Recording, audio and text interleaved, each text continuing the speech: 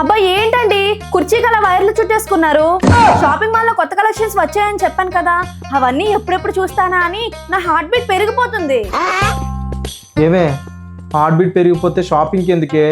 పద హాస్పిటల్కి వెళ్దాం, ఈసీజీ బీపీ అన్ని చెక్ చేయిస్తాను. ఆ చెకప్స్ అన్ని చేసుకుంటే వాటి బిల్లులు చూసి నా హార్ట్ బీట్ కాదు మీ హార్ట్ బీటే ఆగిపోతుంది. అదే షాపింగ్ మాల్ కి వెళ్తే నా హార్ట్ బీట్ నార్మల్ అవుతుంది. అంటే ఏంటి, మెడిసిన్ బదులు షాపింగ్ చేస్తే కానీ హార్ట్ బీట్ నార్మల్ అవుదా? అవ్వదండి, కొంచెం షాపింగ్ చేస్తేనే స్ట్రెస్ అంతా పోయి నా మూడ్ అంతా ఫ్రెష్ అవుతుంది. మరి నా పరిస్థితి? మీ పరిస్థితి కూడా చాలా బాగుంటుందిలేండి.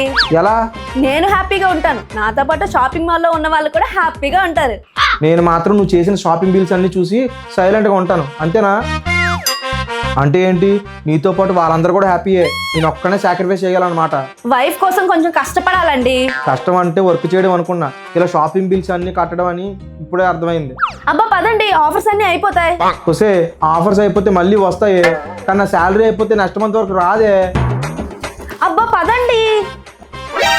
పొద్దే నా మాటినే వస్తే